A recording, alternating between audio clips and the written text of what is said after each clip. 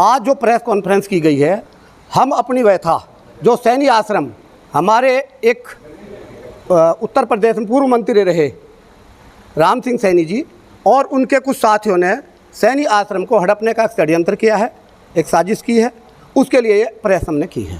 ये जो 3 तारीख की हमारी सैनी समाज की मीटिंग है, सैनी सभा की मीटिंग है हरिद्वार में, उसमें हज़ारों की संख्या में लोग आएंगे। डिस्ट्रिक्ट मुजफ्फरनगर, डिस्ट्रिक्ट सहारनपुर और हरिद्वार के सारे क्षेत्रों से लोग बाग अच्छी संख्या में आएंगे और नवयुवक उसमें बहुत ज़्यादा उत्साहित आने के लिए। क्या निर्णय उस दिन ये लिया जाएगा कि जो पहले से चल रहा है सैनी समाज के ऊपर समाज के प्रत्येक साथी का प्रत्येक जन्मजात अधिकार है, उस अधिकार को सुरक्षित रखते हुए उसके विधिवत चुनाव होंगे जैसे पहले से होते थे।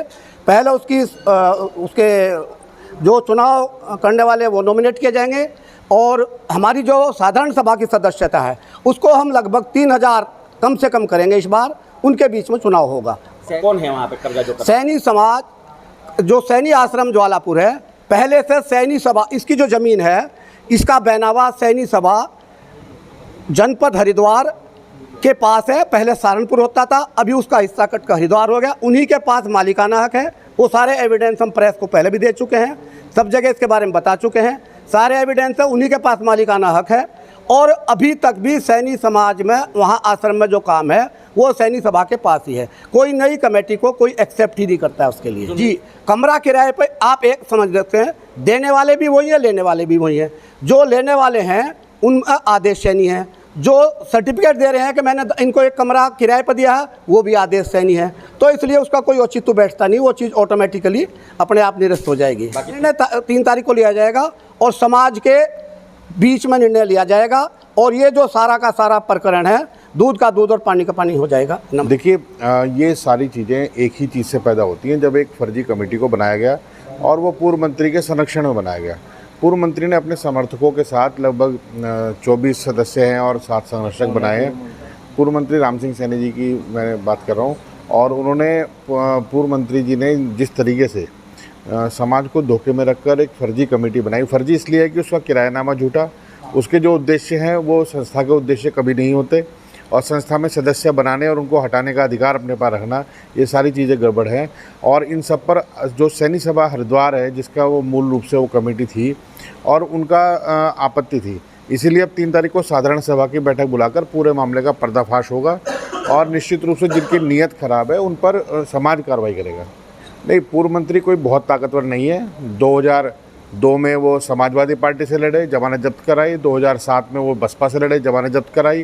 फिर कांग्रेस की भी एक सीट को उन्होंने ख़राब करने का काम किया 2012 में। उसके बाद 2017 और 2022 में उनकी कहीं चुनावी राजनीति में कोई गिनती है नहीं। तो वो कोई बहुत ताकतवर नहीं है, वो केवल समाज के को गुमराह करके अब ये अपना एक दांव खेल रहे हैं जिस पर औंधे मुँह गिरेंगे, निश्चित रूप से कानूनी रूप से भी और सामाजिक रूप से भी। हाँ, दरअसल आप प्रेस वार्ता तो इसलिए कर रहे हैं कि हमारी उन लोगों ने बात सुनी नहीं है जो जिन्होंने फर्जी कमेटी बनाई है।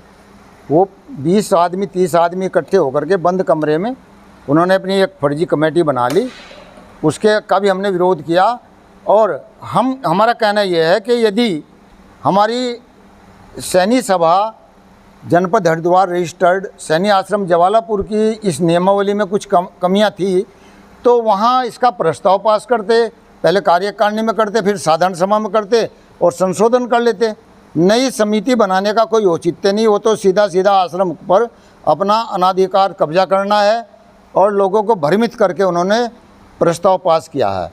हमने आम सभा की एक बैठक 3 अगस्त 2025 दिन रविवार को 10 बजे सैनी आश्रम में ही बुलाई है।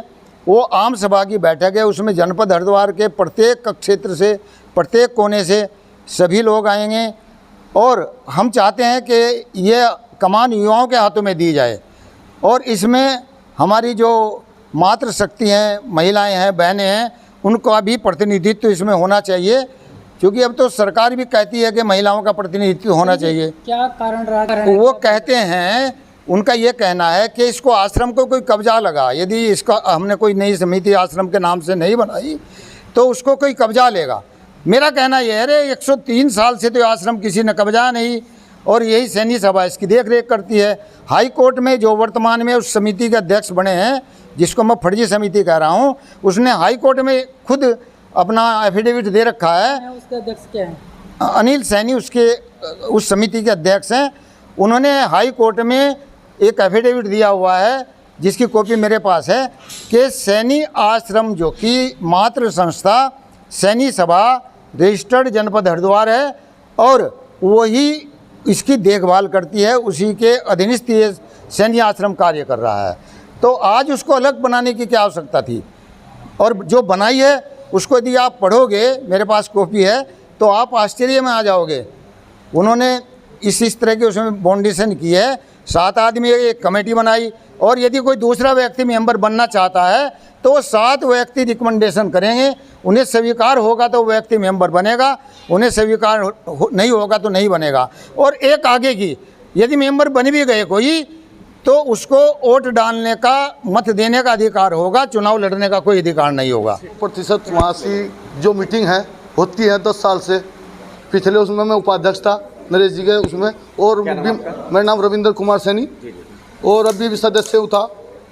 मैं तो कहना चाहूँगा एक तरफ 25 जने एक तरफ हो जाओ, इधर से हम 2 जने वे अपने सवाल रखें और हम 2 जने अपने सवाल रखेंगे। यदि हमारे 25 जने हमारे 2 जनों का एक सवाल का जवाब दे दें तो मैं अपनी कमेटी को बास्ता हम उनके माला घेर देंगे, वरना वे हमारे 10 सवाल का जवाब दें, एक सवाल का भी आंसर दे देंगे तो मैं उसी दिन आश्रम में जाना छोड़ दूँगा, पूरा समाज छोड़ देगा। तथ्य की साथ वे तथ्य, उनके पास कोई प्रस्ताव उन्होंने कोई बनाया तो प्रस्ताव अपलोड करें। अगर उन्होंने कोई प्रस्ताव, हमने नरेश जी की कमेटी में कोई प्रस्ताव पाया था, क्यों नहीं उन्होंने अपलोड किया? दिखाओ ना। वे कहते हैं कि नवीनीकरण उसका नई संस्था का प्रस्ताव है नरेश जी के टाइम में, मैं 100% मेरी वहाँ सिग्नेचर है, 100 की 100 मीटिंग में मेरे साइन हो। अगर वहाँ 100 मीटिंग हुई तो 100 की 100 में मैं वहाँ से उपस्थित रहा हूँ। 10 साल तक कोई लगातार कोई नहीं गया, और मैं नार्सन बॉर्डर से जाता हूँ वहाँ से कंटिन्यू, बारिश में भी और उसमें भी। वे एक भी जवाब का जवाब दे दो। उनके कोई भी, सारे जितने भी कार्य किए बिना प्रस्ताव के किए हैं, कोई भी कॉलम पूरा नहीं है उनका, उन्हें पेश करें, मैं उनका जवाब दूंगा।